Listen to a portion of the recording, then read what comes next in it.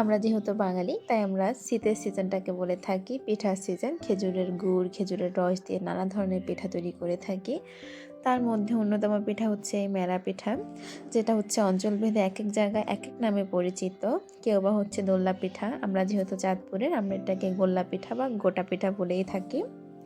রেসিপিটা অনেক সোজা, তাই আর দেরি না করে শুরু করা যাক। প্রথমে আমি একটা ফ্রাই প্যান নিয়ে নিলাম, তার মধ্যে আমি এখানে 2 কাপ এবং আধা কাপ পরিমাণ পানি অ্যাড করে দিলাম।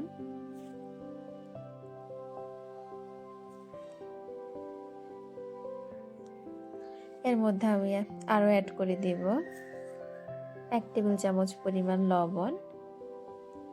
এখানে আমি খেজুরের গুড় নিয়েছি 1 কাপ এবং হাফ কাপ পরিমাণ, অর্থাৎ 1.5 কাপ পরিমাণ খেজুরের গুড় নিয়েছি।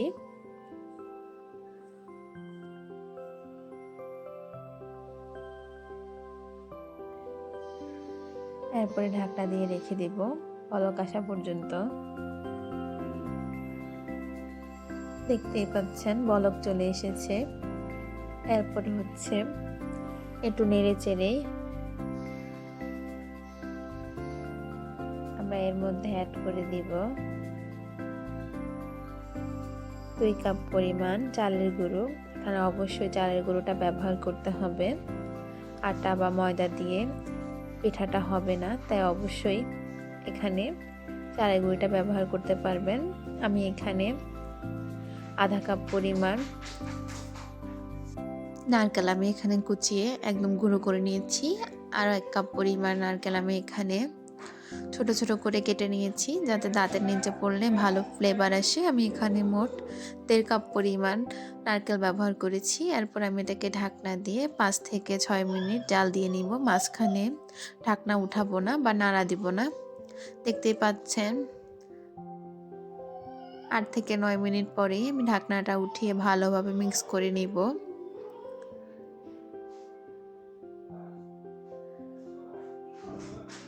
এ পর্যায়ে আমি চুলার ফ্লেমটা হাই টু মিডিয়ামে রেখেছি। এরপর ভালোভাবে একটা ডো করে নিব। একটু সময় নিয়ে ভালোভাবে এরকম আঠালো করে উঠিয়ে নিতে হবে। এই পর্যায়ে আমি চুলাটা বন্ধ করে উঠিয়ে নিব। এরপর ঢাকনা দিয়ে রেখে দিব।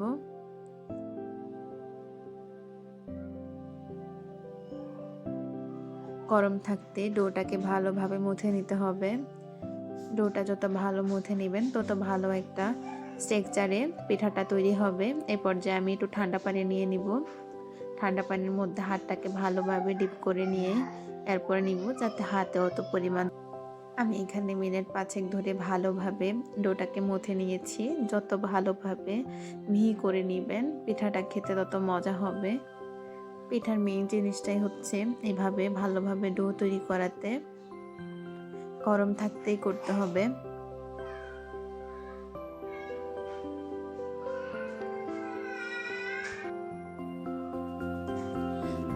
এই পর্যায়ে আমি একটু একটু করে ডো নিয়ে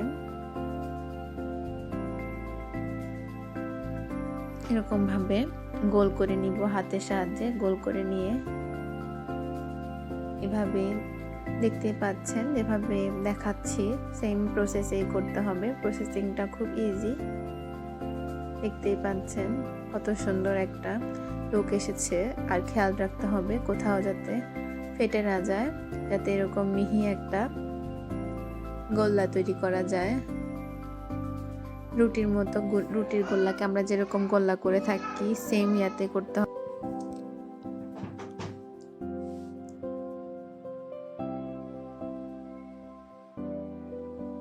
এরপর আমি এখানে একটি হাঁড়িতে গরম পানি বসিয়ে দিলাম। গরম পানিটা একদম ভালোভাবে দিতে হবে, যাতে ভালোভাবে গরম হয়ে ফুটে ওঠে।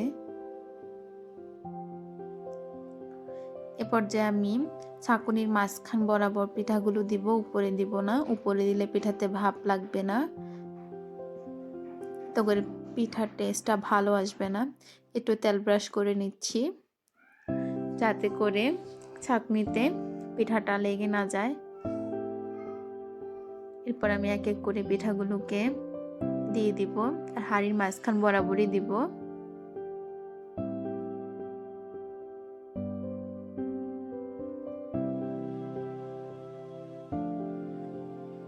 আপনারা বাসায় অবশ্যই ট্রাই করবেন, অনেক সোজা। এরপর আমি এটাকে স্টিম করে নিব 15 থেকে 30 মিনিট পর্যন্ত, যাতে এটা ভালোভাবে কুক হয়।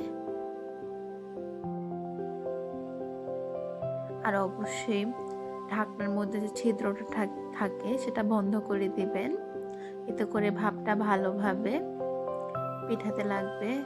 দেখতে পাচ্ছেন মাশাআল্লাহ পিঠার লুকটা ভাপ দেওয়ার পর কতটা সুন্দর এসেছে। আর একটা মজার জিনিস হচ্ছে পিঠাটা যত পুরনো হবে তার কালারটা তত চেঞ্জ হতে থাকবে। আমি এখানে একটা টুথপিক নিয়ে মাঝে দিচ্ছি, দেখতে পাচ্ছেন টুথপিকটা একদম ক্লিয়ার এসেছে, তাই পিঠাগুলো ভালোভাবে কুক হয়েছে। দেখতেই পাচ্ছেন কতটা সুন্দর আর ইয়াম্মি একটা কালার এসেছে পিঠায়। আপনারা বাসা অবশ্যই ট্রাই করবেন, খেতে অসম্ভব মজা হয়েছে। আমি এটা রাতে করেছি, পরের দিন সকালে এটা আরো ব্রাউনি হয়ে গেছে।